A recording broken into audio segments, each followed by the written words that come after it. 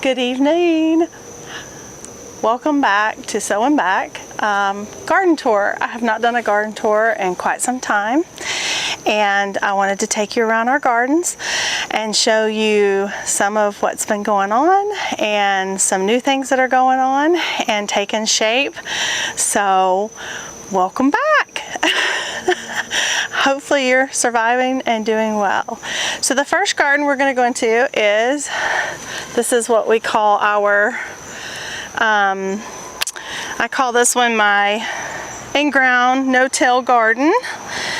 And a lot has changed. If I can get in the fence, we did put up hard-wired fence all around after our vacation because the deer did get in here and took out a lot of our okra, some of our beans, but the okra has kind of come back. As you can see, there's still some sparse places on the plants, but they're coming back. So let me come over here.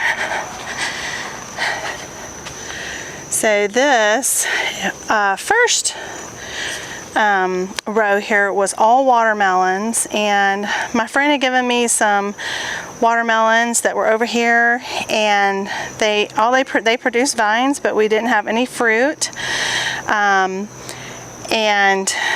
we had a lot of squash bugs because I also had some zucchinis in here, and it just kind of got overrun, so we got those out before they got to our other watermelon patch that we had done from seeds. These are the Haas seeds that we did for the seedless watermelons. And when you do a seedless watermelon, you have to have a pollinator. So the pollinator is definitely going to have seeds. And so the pollinator seed that they did was, it's the Charleston Gray. And so if you can see, we have a beautiful Charleston Gray. We actually have a few of those. And our seedless variety, we have a couple of these growing in our patch. And so we wanted to protect these, and so we took out the other watermelon and squash plants.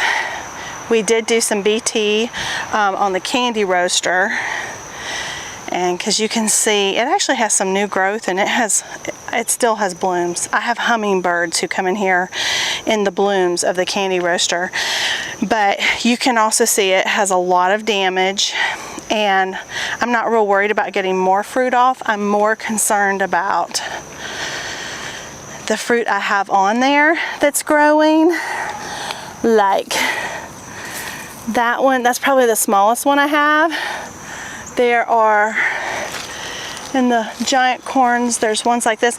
And these candy roasters, I mean, they get up. I've had friends on the Backyard Garden channel on Facebook weighing theirs, and they're getting, I think the smallest one, oh, there's another one.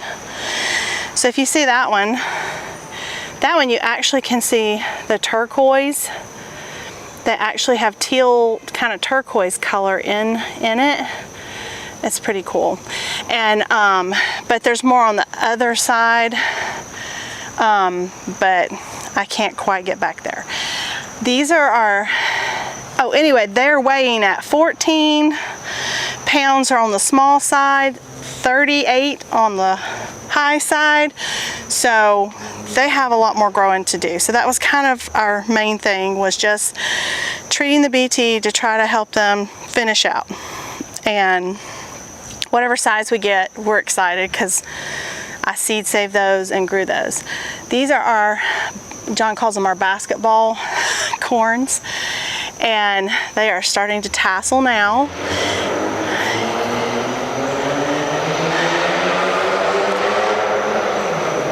Gotta love people who have no muffler.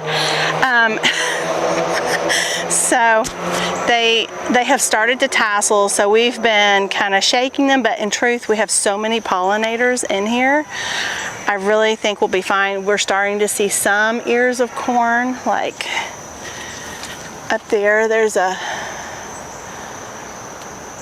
ear up there of corn growing. I can't tell if you can see that right there.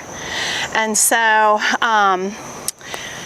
yeah, we definitely have that going on. And this is exciting for us with the dent corn because this is what you can use to make your own cornmeal, your grits, polenta. Actually, there's a teeny tiny one right there. I don't know if you can see that. Can you see that teeny tiny one right there? So these still have 20 to 30, up to 40 more days we can keep these in the ground till they're fully grown. So we're kind of watching and seeing. We've actually lost a few in a couple thunderstorms. Like this one's kind of fallen over a little bit, but it's still in the ground okay, and it tasseled like this, so we've kind of let it be.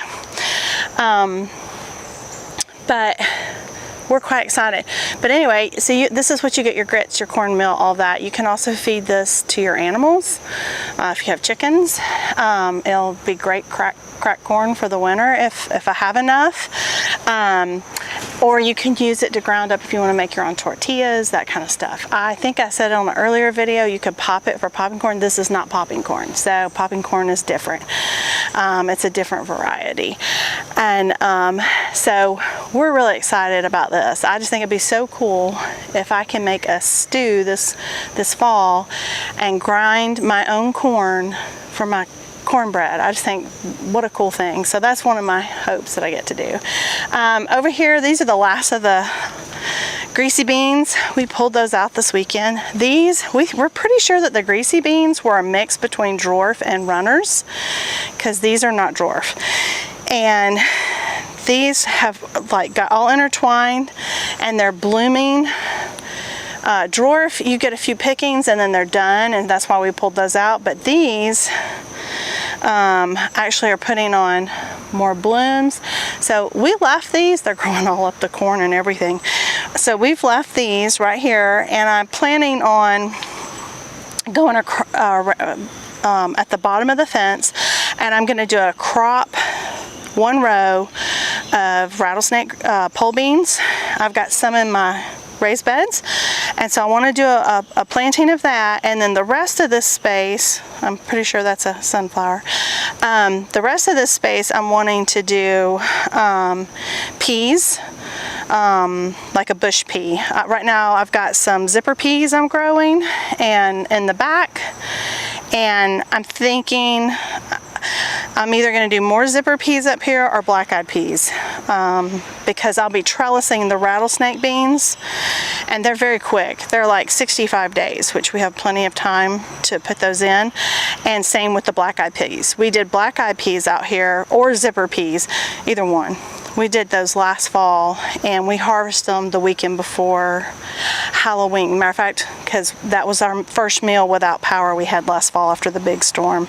Here's another one of the Charleston Grays. They're so cute, so cute. And this is our little sweet baby. This was our, oh no. You see him? Do y'all see him? Uh-oh, where'd he go? You see him? Yeah, that's a squash beetle, and they will eat your watermelon. So if you see them, you just smash their guts in, and then they're gone. But that's our little precious seedless watermelon. I think it's called Crimson Sweet. And so we have several of those growing in this little plot here. So what did come up over here is lots of zinnias that are getting ready to bloom that I had planted, and I have cosmos that are also fixing to bloom.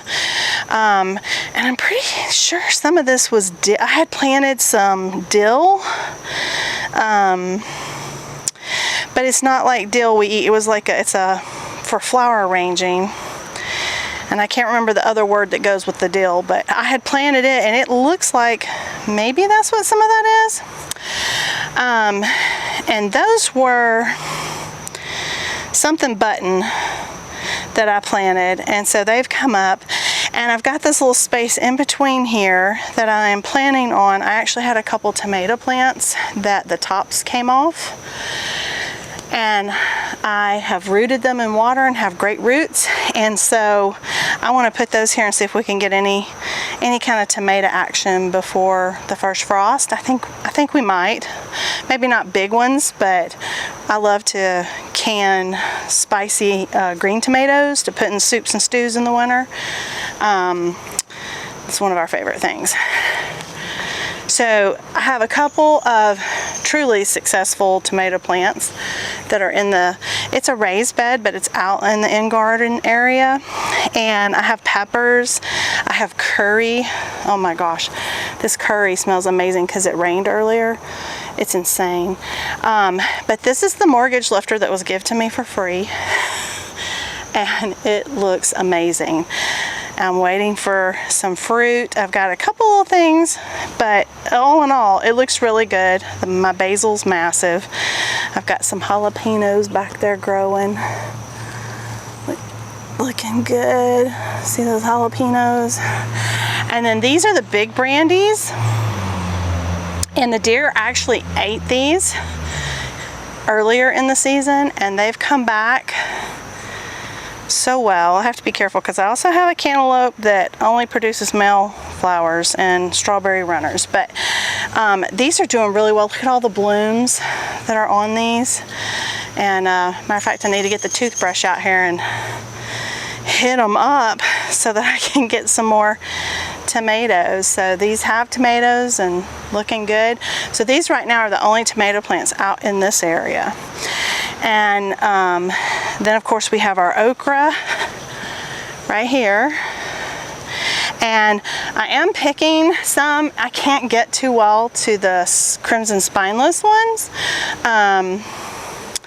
Simply because of how we planted, but they're also being shadowed by our corn, so they're not producing a whole lot just yet. So when the corn's done, I think we'll still get a good few pickings before we have frost. But these are beautiful, and these are the burgundy ones are so tasty.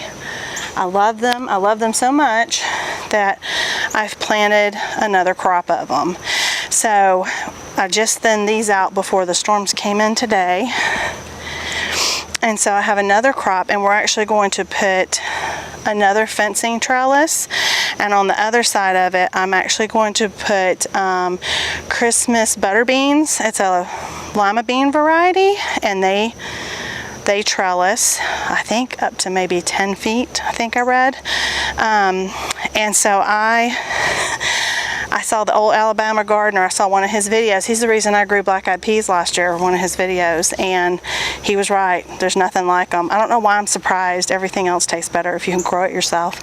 But I was able to get some of these heirloom seeds, and I'm hoping to get these in the ground tomorrow, Thursday at the latest. And so above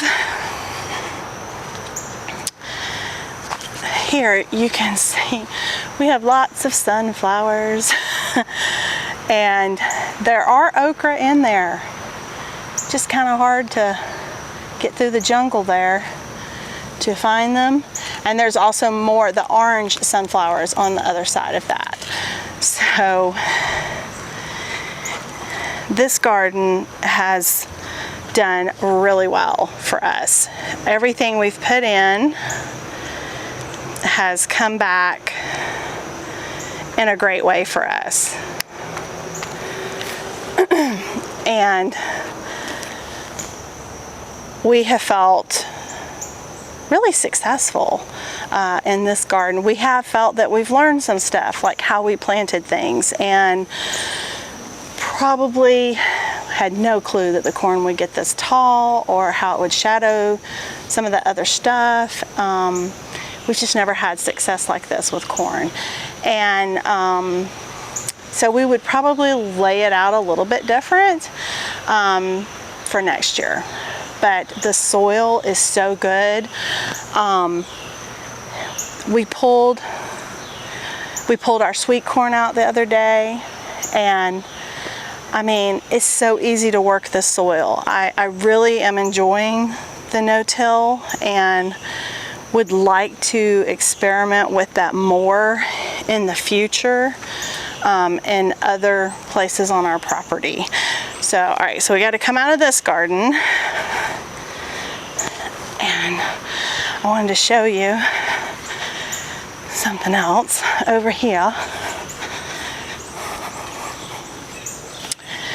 I wanted to show you, we actually have, you can see, can you see?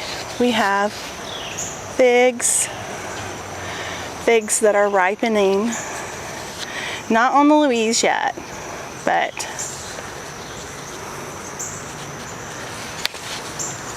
this one's a turkey fig, and we have already had a few meals off of this one. Well, not meals, but snacks. And now I'm getting to the point where I'm just trying to collect enough. Whoops, doggone it, I dropped one. That was a good one too. I don't know where it went. Big sad face. Okay, well, you know, if you drop one, you just go get a different one. But anyway, I'm collecting them, trying to get enough so I can make my fig jam. And already made some peach jam, and it's quite delicious. I followed more of a Trim Healthy Mama style, and with the sweeteners, and did a load of no sugar, and I love to put it on Greek yogurt, and it literally has, like, it didn't even have a gram of sugar in it, and it's been really delicious. So that was a neat thing that I did with the peaches I scored when we came home from vacation. The other thing I wanted to show you, I had put up on our Instagram, Facebook, I ordered seed potatoes. So tonight I am going to cut these and cure them, and I'll have to show you where I'm going to plant them. So we're going to go over to the other garden, to the raised bed garden. Oh, but before we do, let me show you something. I was telling my mama today that in years past, I would plant, you know, a few flowers here and there, but in truth, our budget, we didn't have a lot of money to spend on flowers. We were doing good to spend it on food to plant. And this year I had a little bit bigger budget, and I planted all these flowers. This one looks like it does because the deer, even though they're not supposed to like brown-eyed Susans, they liked this one some. But I planted all these flowers, and they are just doing pretty well. And I just think that is so cool, all the different pollinators that I have, and even like our apple trees. That's our crab apple. They are all, yes, we're getting fiber in our neighborhood. They're all doing well. Louise is the other fig, but they're not ready yet. And they came in a lot later last year, so. But all my flowers are doing so well. In spite of all the rain and all the other struggles we've had, we haven't had them with the flowers. And I'm really thankful. My pretty roses. Now the deers, they actually have, I don't believe they've eaten this one, but they have eaten over here, but apparently they really don't like echinacea, so they didn't go after that one. But they did eat this one back, but it's like coming back stronger now. So let's go in the garden. The first thing, we still have up our shade cloth from the big heat wave of last week, and probably are going to take it down. With the rain, we've got more rain coming in. It's kind of droopy, and as you can see, I hope you can see, our tomato plants are touching it. This is my other mortgage lifter. That one's almost ready to pick. I got some peppers that need picking. And this is my bucket of salsa I planted a while back that then got ate by hornworms. We did find the hornworms. We fed them to the chickens. So these few are the ones that have come back. However, the cilantro and peppers, pretty much toast. This is our porch. This one's about spent. This is our porch tomato plant. This thing is loaded up. I mean, there's tomatoes. I have it on the fence because it wants to fall over. I've gotten like one off that got ripe, and I'm waiting for the rest of these, but these have been delicious and I would want to grow that again. It is determinate, so it's spent. I'm just waiting for the fruit to ripen. This one is my Brandywine, and I have beautiful tomatoes on it. These are my first Brandywines ever successfully, and I actually have more blooms. I don't know if they'll fall off. If the temperatures stay down, they might fruit up, because with the shade cloth, those are on our Cherokee Purple, and those fruited up in that heat. So they didn't drop their blossoms.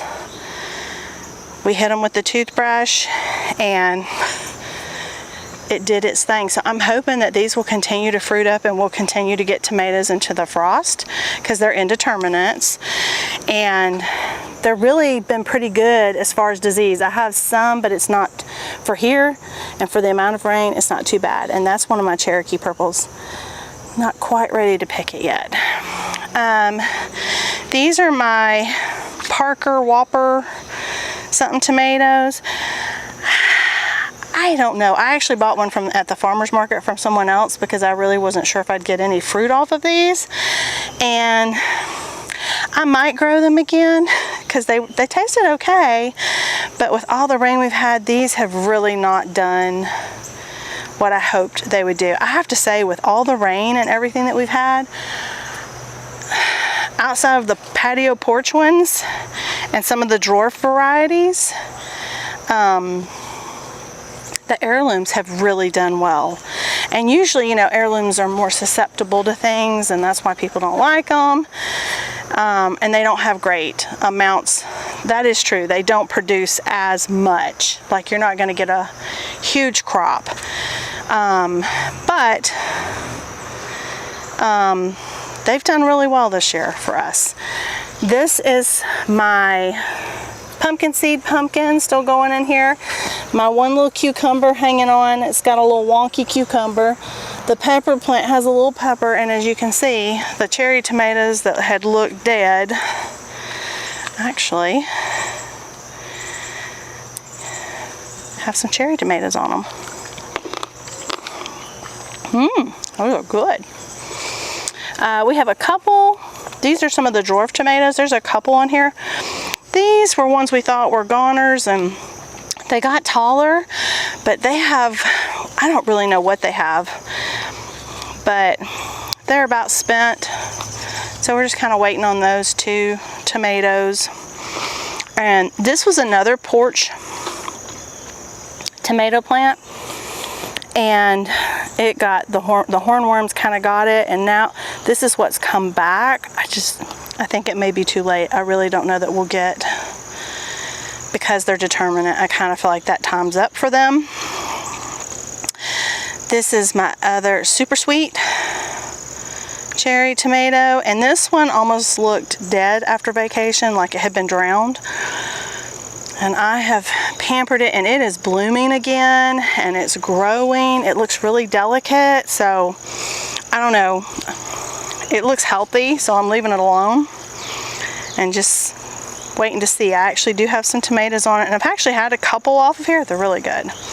So back behind here, that coming up right there, those are the Christmas butter beans. And see, these are all coming up, and I will trellis them up the fence here. And we still have some of our spicy peppers. Hey, kitty, I see you rubbing your face. You trying to get attention? This is my other pesto basil. Oh my goodness, I put this in some tomatoes that I canned. If you have an opportunity to get any of the pesto basils, you should. This is my Roma. My Roma looked really sick after vacation as well. Like the whole time we were in Florida, we had beautiful weather, sunny, and apparently it rained the whole time here, and like flooding rains. So when we got home, our garden was rough. So this is a couple weeks later after some tender love and care.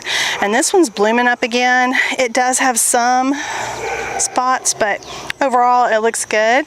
Back there's a new find I have. That is a turmeric plant, and it's a perennial, and that's about what I can tell you about it.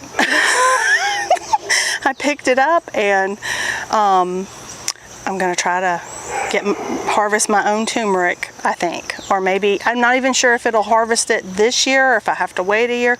I've asked some questions, hadn't got a lot of feedback, so I got a book, and so now I'm reading about it. So I don't know yet, so I'll have to keep you posted on that. These are some of our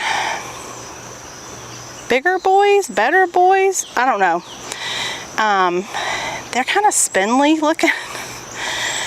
But actually, they're filling out some better now. Like I said, they look pretty bad when we got back from vacation. And that's all that's left of my original cucumbers, and they've got powdery mildew. They're about, even though they have a lot of blooms, they're not really producing a lot of fruit. I've got just a few.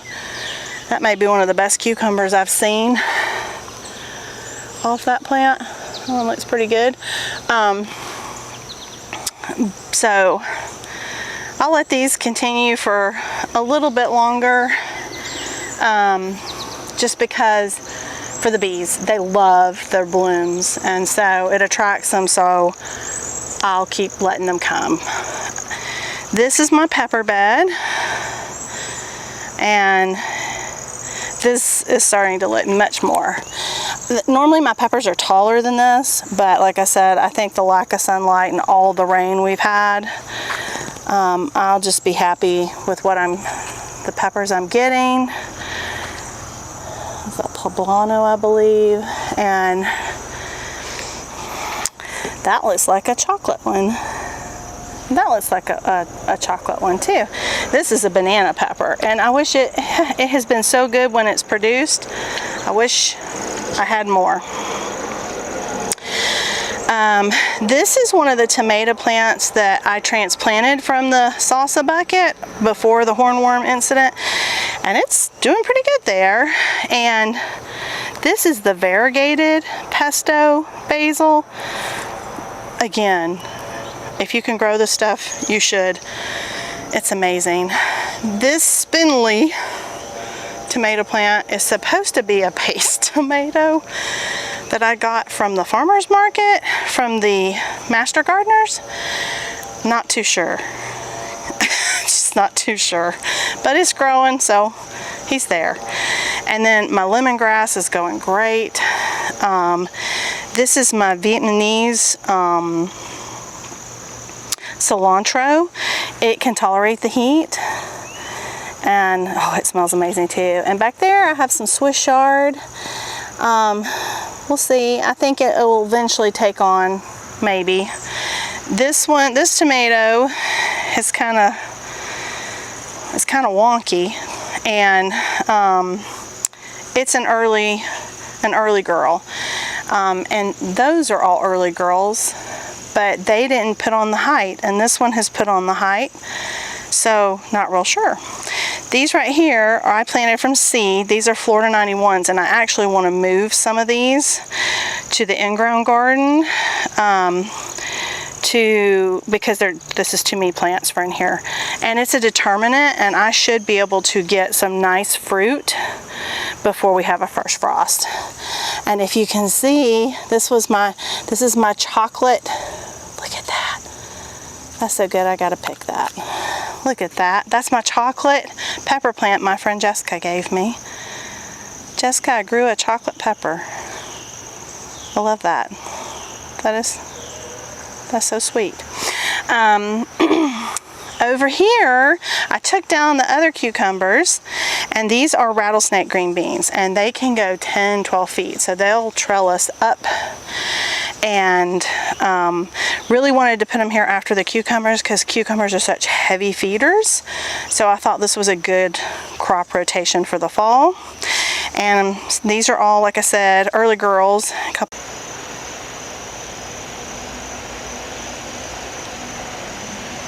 These are our dwarf tomatoes, and they finally have fruited up. Some of them got really tall, so we're not really sure why they're called dwarf when we know they're they can be indeterminate, but that's taller than the other ones we've seen on the project, so not real sure. Not real sure about that. Here are some of the others, and they're tomatoes. Got a lot of tomatoes on there. And then, of course, all the figs that John had potted up. They're doing well. Dan's pepper plant, it had a ton of blooms, and we thought it was going to have a lot of peppers, and I don't know. I'm not real sure if the birds ate it. I don't know why they would eat it. Oh, there is one little pepper. There's a pepper. Oh, there are some peppers. I don't think this is a jalapeno plant. That doesn't look like a jalapeno plant. Okay, well cool. He's got some kind of peppers, but those are not jalapenos. He's got some other peppers over here. This is another porch tomato. And these are the Kentucky Wonders growing up here. These are some super sweet tomatoes. And look at my rutabagas are doing well. And over here, these are the Armenian cucumbers. I'll have to thin them, but I will trellis these up. Wanted to get some of these in, and these have to have a trellis. And then right here are the rest of the Kentucky Wonders. These are pole beans, so you can see they're going up and seem to be doing okay. I thinned them out. There's still a few that might need more thinning.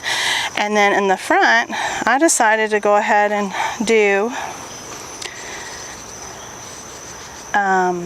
broccoli. Yes, I know these need to be thinned.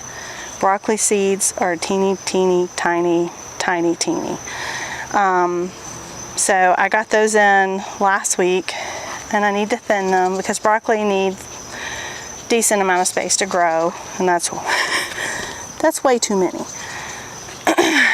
These are our bush beans, and the bush beans have been a challenge. This is our second go of them, and I'm actually starting to get bush beans, which I'm excited about. Matter of fact, some of these I may pick and add to my greasy beans because those will be way too big before some of these others come in. It's blooming, and the funny part about these is we had put so much of our compost. We have volunteer tomatoes in these beds. Volunteer tomato, another volunteer tomato, another volunteer tomato, another one, and one more.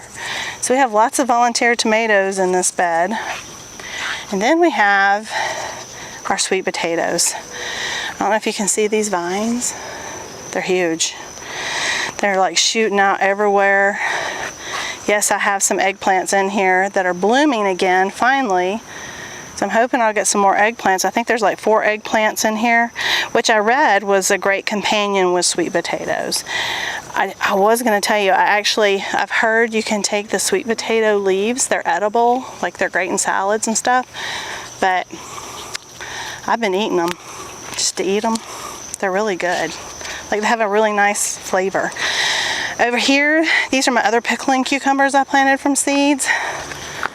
And you can see I'm starting to get some blooms. They're starting to trellis. And this is my one pie pumpkin that has survived all the squash bugs. And I've got a rutabaga. I actually planted some more rutabaga, and I planted some spinach in this bed last week. There's another rutabaga. That's a squash that I'm pretty sure is dead. But yeah, I'm starting to see some little things come up. So I think the spinach might be coming up. So that's really exciting. All right.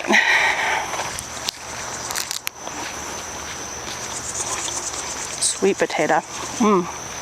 That's so good. Okay. So now I have one more garden to show you. Yeah, I said one more.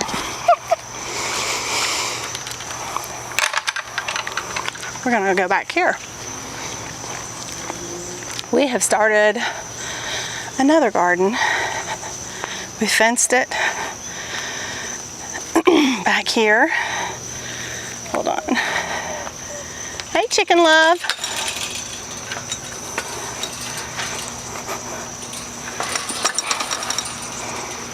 Okay, sorry about that. So, this over here, because I am determined to have some pumpkins and some more sunflowers. In my little redneck bed I made right here out of some old concrete blocks and pavers and whatever I could find, I planted some sunflowers in the back row, and then these are all carving pumpkins for fall. Some of them are white, some of them are orange. It was a pack I got from Burpee, and they're kind of intermixed, and excited to see that they've come up, and I'm planning to spray them probably Thursday, because we've got more rain coming in tomorrow, with the copper to try to beat any fungal, any stuff like that might be going on, and some BT for any of the squash pressures. And I'm thinking, I actually thought about putting some good soil in the cinder blocks and trying some carrots in there, because I think those could work well, because they say carrots do better germinating if you can put like a board over them for the first 10 days. And I think I could do that in there. In this, we have zipper peas I planted, and most of them look like they've come up. And over there, John has planted more corn, and this is it's a sweet, fast-growing corn. I think it's called honey sweet. I'm pretty sure it's a botanical interest, and I'm pretty sure it's called honey sweet. And so it's similar to peaches and cream, but I think it actually is a shorter growing one than that. And the grow bag back there is actually where my potatoes will go in. I have to cut them, let them kind of harden off for a few days, and then I'm going to plant them in there, and then I will hill them up as they go through the fall. And I don't know if I'll get like real big potatoes, but I'm totally fine with getting the smaller potatoes. And in this little area, we actually have more room for, if we want to do more raised beds. I really want to do more of the garden bags, because I can't plant in the ground back here, because we actually have, we're on a septic, and we actually have field lines and things through here, and so not planting in the ground with that. So raised or containers and things are much better for this. It gets a lot of sun, and this is actually going to get a lot more sun come fall and even into winter if I want to do some fall and winter plants, than my front yard. My front yard, the house shades it, and we don't really get any sun. And the other thing that I scored was my first crepe myrtle. I got this from a horticulture guy up at Piedmont College, and this is an Asian, what do you call it, an Asian crepe myrtle that double blooms. And so it's blooming right now, but it will totally bloom again towards the end of September. And I'm very excited about this. So we've actually put this in a pot for now, because we need to train it so that we want it to kind of grow on one stem, and I don't want my branches to cross, because I do not want to commit crepe murder. And I also want it in here for right now, because I really don't know